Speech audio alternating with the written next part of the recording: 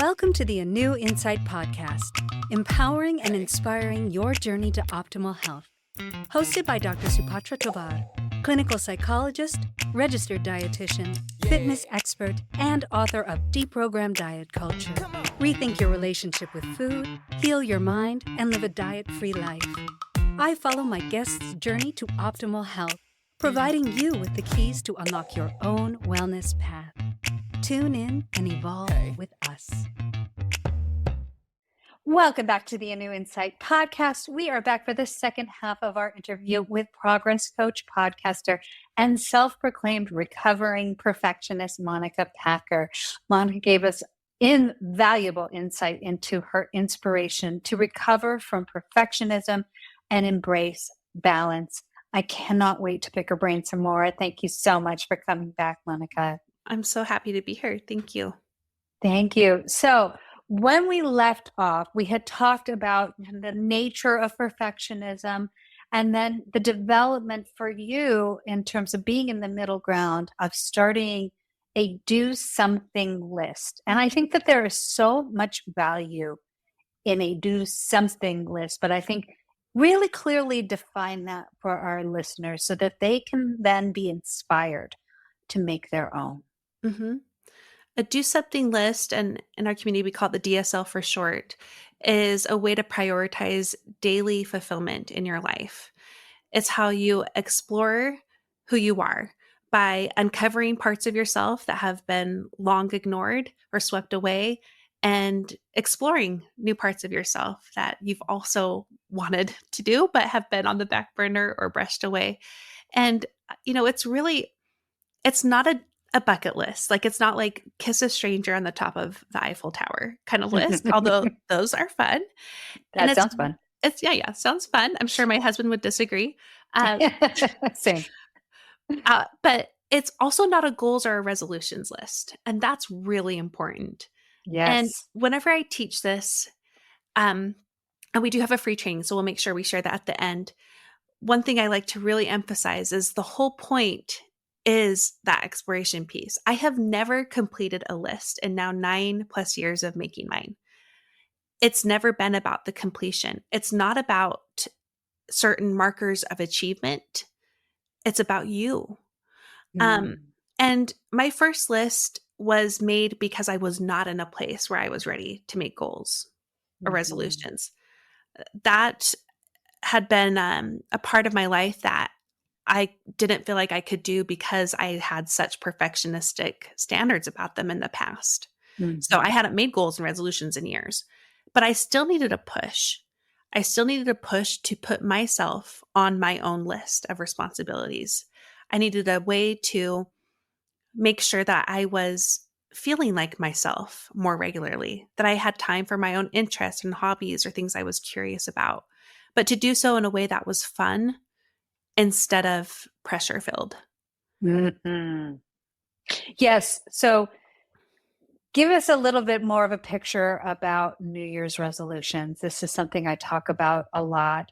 Why do they always tend to fail? Oh my goodness. This is another thing. Like, it came along the way with a do something list. Gradually, I started getting back into goal making. And I think it's okay to have resolutions in terms of, like, if you need a word of the year or like a feeling to aspire to, I think people can put that in the resolutions bucket list and that, or the bucket, and that totally work for them. But in most cases, it seems like resolutions are kind of like these shots in the dark, right? Like, that you don't really have a target to land on. Either they're so broad or they're like so hyper achievement based and not planted in reality that you get put in a position of expending so much effort and so soon that you pay a price, and that price could be your mental health, it could be your relationships, or you pay the price of failing at achieving it. So, that can be a tricky relationship for a lot of people. If it's working for them, then I say it's working for them. But I think for most people, it doesn't seem to work that well for those reasons. Yes. I think that it's the same kind of principle as all or nothing thinking.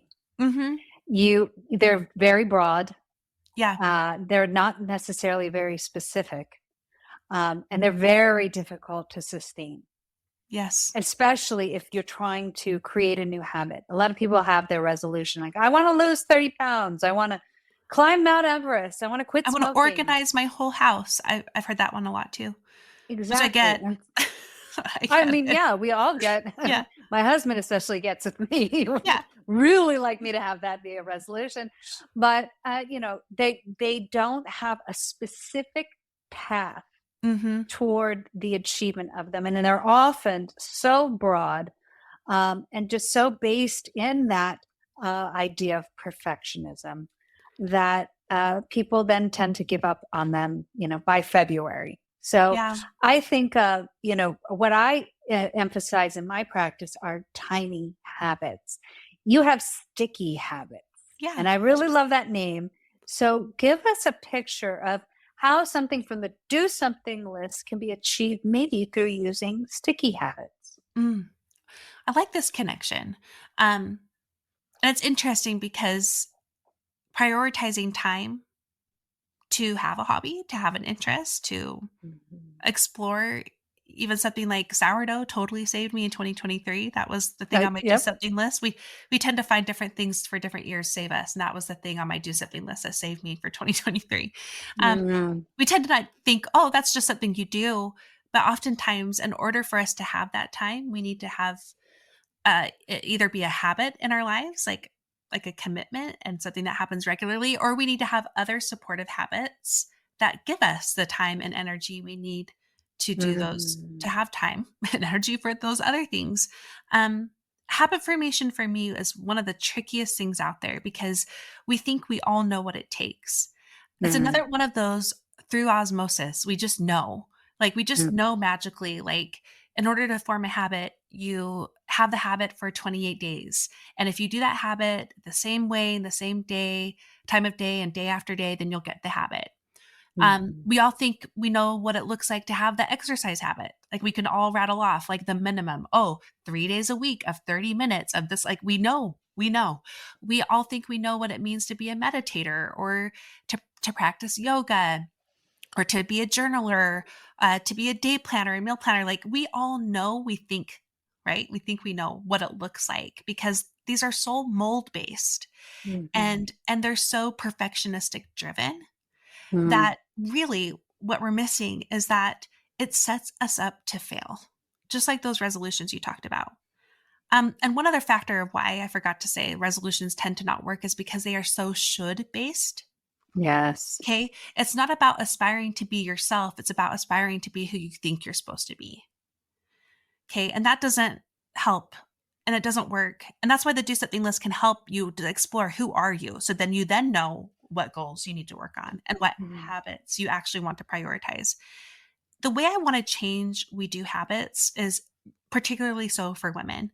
And I know there may be some men listening and this may apply to them as they're listening. So just listen with an open heart if that's you. But for women in general, I found myself and both of the women I was working with for years is that we kept failing at these habit methods. And these were like the most up-to-date methods. Um, some elements could work for some women, but most of the women I was working with were failing. And we had to really take a look at not them because I knew them really well by then. I'm a progress coach and I've coached women for over 7 years now on their habits, identity, and fulfillment. Anyway, I knew these women well. I knew they were not lazy. Mhm. Okay, I knew they were smart. I knew they were capable. I had seen the great growth they had made and the work they put into doing so. So I had to instead look at the methods we were using. And one of the big things I discovered is that all the methods we were learning from were written by men. And I Ah. don't I don't discount them just because of that, but what we have to see is that they were simply missing information. Mm. And the information is that women's lives are different than men's lives. And this is science backed. This is not anecdotal. The big overarching reason that I like to teach about is invisible labor. A lot of us Yes. are more familiar with the mental load, right? That's one of the parts of invisible labor. Invisible labor is the often unseen, undervalued, and underpaid, if paid at all, tasks that people perform that help keep households and communities and workplaces afloat. And on that last piece, I always like to say, who plans your work parties? Okay. These are the things that by a big majority, women carry way more than men. Men do carry the invisible load too. In the United States, women spend 4.5 hours a day on house and family management, and men spend 2. This is way better than a lot of places. In India, for example, it's 6 hours to 1 hour. So 6 hours for women and 1 hour per man. So this is a worldwide issue. It transcends politics. It transcends religion. It transcends culture. It's relevant for every woman's life, that whether they're working or not, whether they have children or not. And that's why it hit me so clearly, because again, since I knew the women I was working with, I'm like, what is the common denominator here? And it really was just that they were women, because they were so broad. I had a retiring grandma struggle just as much as I did a single working woman who was climbing the corporate ladder, and a stay-at-home mom, of many little kids. Like, it was across the board. So what we had to do is form a new way of create a new method for women to form habits specifically, and not throwing the baby out with the bathwater with all the other methods written by men, because there were incredible elements such as small habits, such as habit stacking that we could use, but how to look at habits in a different way and how to form them in a different way so that our habits actually stick and that they meet how our lives look different, which, if I were to put in just a few words, we have less energy. Again, this is science back. We have less energy. We have less time. We have less dependability in our schedules, and we have less support.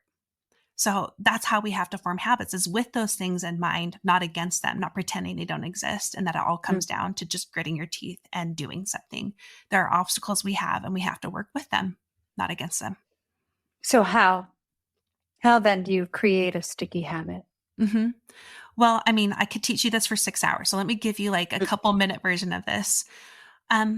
One way we could frame this is flexible habit formation.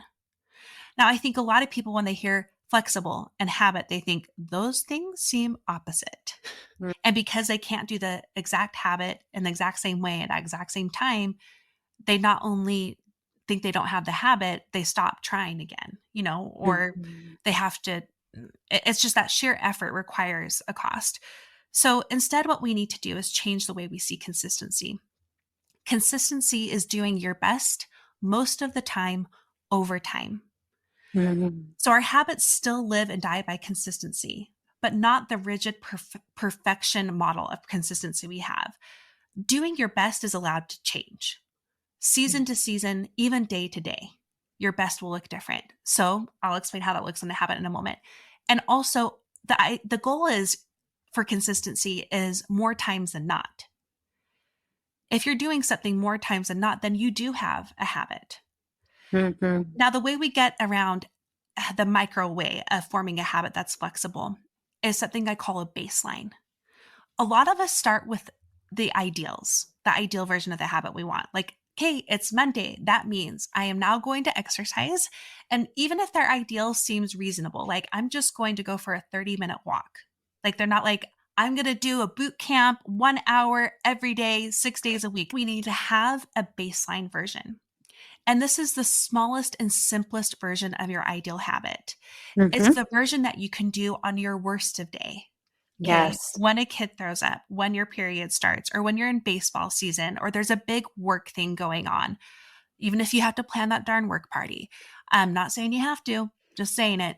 And that version is what allows you the flexibility you need to be consistent. And when women specifically, because again, I teach women, so I apologize if this is like a man listening. This can apply to you too. When women first hear about the baseline, they're like, but that's not what I want. I'm like, I know. If you want the ideal though, this is the way you're going to get there. You know, what I was thinking about while you were talking is that this is conditioning that we're experiencing. Our parents grew up with this mentality, and they got it from their parents and their parents and their parents, and it's been passed down, especially when you are talking about the expectations of the invisible workload that women often carry. This has been an expectation for so many years. And so to decondition ourselves from this, I think that this is a very manageable pathway to that. Mm-hmm. Really kind of creating these flexible goals. And I completely agree that making your frequency and duration as small as possible is the pathway towards it being the most sustainable way. Mm. I think it's also really important that, if you do want, a consistent habit, that you attach it to something that you do regularly. Yes. Whether that's just, I wake up and I meditate. The waking up part. Hopefully everybody wakes up in the morning. Come on, guys, please. That can be your cue. Okay, I've woken up. This is the perfect time for me to meditate. I don't have time to do this for very long. 2 minutes. 2 minutes. I love mantras. So I'm going to say a mantra for 2 minutes and then start my day. Mm-hmm. But also making sure that you give yourself some level of positive reinforcement after you've done this behavior helps it persist. Just by feeling good, just by making yourself your most favorite latte or whatever it is that feels good to you is going to help keep the habit, forming. And I think when you can fall back on something as tiny as 2 minutes, that's doable. And so most people can do it on most days, but you can also give yourself the grace when you don't have even that moment. Mm-hmm. And then if you have more time, great. It's bonus meditation time. Hooray. So I love that. And so then leads me into, I think, a really important question that I hadn't planned on asking you, but how do we rewrite this narrative for women especially? How do we make this mental load, invisible load, 50-50? How can we do this now? And what can we teach children moving forward so that the paradigm shifts? I'm actually going to recommend a future podcast guest you should have. And it's Eve Brodsky. She's written the book Fair Play. She's done a ton of research in this area. It's an incredible book. There are so many like her, though, who have studied this and wrote about it and have many ideas. I mean, obviously, bigger things need to happen. And I'm talking culturally, socially, politically, there are things that need to happen that way. And that's when it can feel so defeating because it's like we are just working against a system that will never change. So when I'm teaching women about forming habits, and by the way, I so love that you shared about the habit stacking. That's really important too. Habits are there to make you feel like yourself. Yes. Okay. So one of the most revolutionary things you can do is form habits that are just about you and taking care of you. Yes. Okay. Yes. So that's one of the ways we can change it. And I truly believe that if more women were on their own list, the world would change. I really believe that. So that's one. The second thing has to do with, you talked about, you have to affirm the behavior. You have to have that positive reinforcement at the end. So the model I made for that is WTA. It's when, then, and after. So when you already have an existing habit, when I get up, then I meditate. That's your new habit. And then after, I affirm it in myself. I tell myself, good job, right? That's all with this behavior design in mind. You know what is crazy though, is as women learn to form new habits, they don't just change the way they see habits, they change the way they see themselves. Okay, I told you about how women often have broken down in tears when they learn, I'm not lazy, I'm a perfectionist. I have seen women dramatically change the way they see themselves because they now have a habit that sticks. And when we change the way we see ourselves, we also change what we know we are capable of, and we're able to do more. But the things that actually matter, not just the things we're supposed to do. Okay. So yeah, bigger things need to change, but we have to start right here. We have to start with what we can control. And those are two big things we can start with. Oh my goodness. Yes. And I am always talking about self-care, always talking about it. And I think it is vital And not And just we like are, the bubble bath variety, which that matters too, but it's so much yes, more basic than people think, self-care. yes, yes. It is about making sure that this vessel is able to care for others. Yeah. And we are conditioned to think that we have to put ourselves last. And I know so many women who do this, and at their peril, especially at the peril of their health, Yeah. of their mental health, of their well-being. And I think it is so important to embrace that self-care is not selfish. Yeah. That just means that you are putting all of your health and your wellness first, so that then you can teach it to others or impart it upon others. And I think that that is absolutely vital. And I think more and more women especially are embracing this. I also think, and this is probably the topic of a much longer podcast, but I think that communication is everything. Mm-hmm. We have all of these unspoken expectations of women. You know, you're going to now, especially, you're going to, get fully educated and have a career, but you also have to have children and you have to be the perfect wife. And you have to do all of this stuff.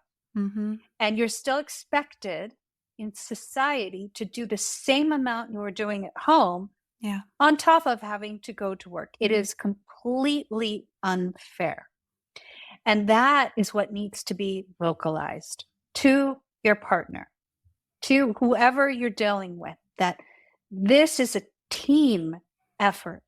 And if you can pull the team together, including children, how do we make this whole family healthier, better, more functional? Mm-hmm. Gathering everybody's assistance.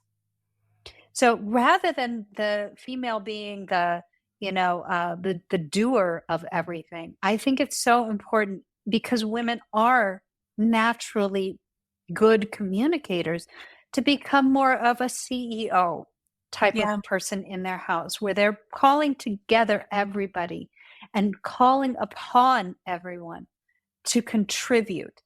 And that helps teach younger generations that should be what's expected in a partnership, as opposed to this unequal distribution of labor, wearing down of the martyr mother, and, carrying that forward in the future. We don't need to be a part of that paradigm anymore.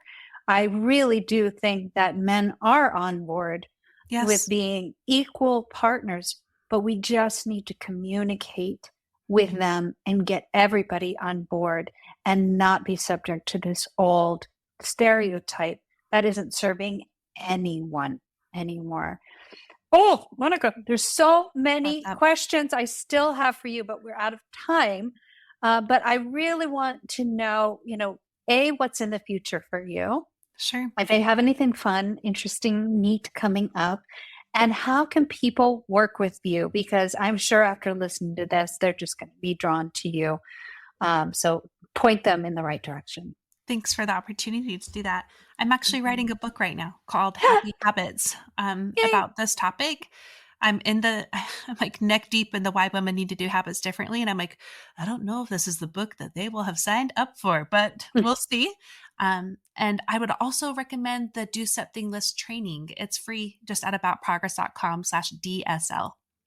Wonderful. You are really, truly a joy. And I resonate so much with your journey. I think all women resonate with this journey. I think that it's really time for us to rewrite this narrative. Yeah. In that, and I don't want to, disclude men. I think men also have a lot of pressures from this structure. Yeah. They do. And they have a lot of pressures that, are similar, but some are different than ours. And if we can start to embrace the middle ground, I think that will lead to so much more flexibility, so much more ease, so much better mental health. Yeah. So what you're doing out there is really, really important. And I'm just so glad to have been connected with you. And I hope that we can have more conversations in the future. I know that we do have one coming up, and I'm excited about that. But I'd love to have you back on to maybe explore some of these topics that we didn't get to today. Yeah, it seems like the disparity of the home labor would be a good one. Oh, Yeah, yes, please. not to That say would be that. amazing. Please. All right. Well, thank you so much for joining me, Thank Monica. you. Thanks for having me. And thank you for joining us on the ANEW Insight Podcast. We look forward to our next exciting interview, and we really hope you join us next time. Thanks for tuning into the ANEW Insight Podcast. Please remember, the contents shared on this podcast is for entertainment purposes only and does not constitute medical advice. You can find us anywhere podcasts are streaming, on YouTube at my.anew.insight and at anew-insight.com under the ANEW Insight Podcast tab. And follow us on our socials at my.anew.insight on Facebook, Instagram, TikTok, and Threads for more updates. Tune in next time and evolve with us.